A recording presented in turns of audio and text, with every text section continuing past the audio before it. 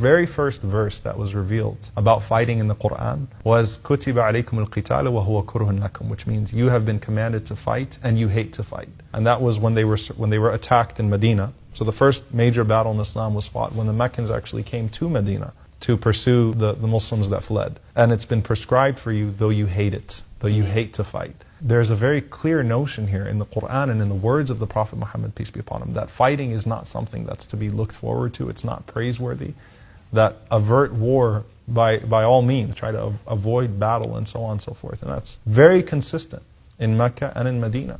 And if you look at the way that an insurgency works, resorting to violence works, usually people would resort to violence when they're a frustrated minority. As a minority in Mecca, he was told many times by his followers, can we fight back? And he said no.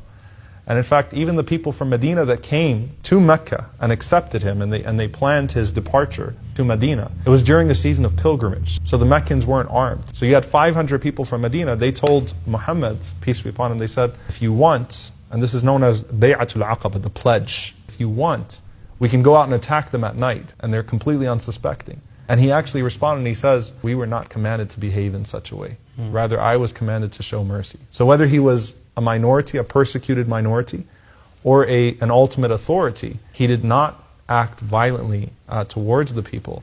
Nor was this concept of spreading Islam throughout the world in a violent fashion introduced. That's not from him. That's actually later deviations. And obviously the way that empires work, different rulers take on different characters. The 7th century is the Roman and Persian war, you know, the Roman Empire versus the Persian Empire, and everyone's caught in between, right? So it is a time of great expansion of every empire. But that's certainly not his preaching.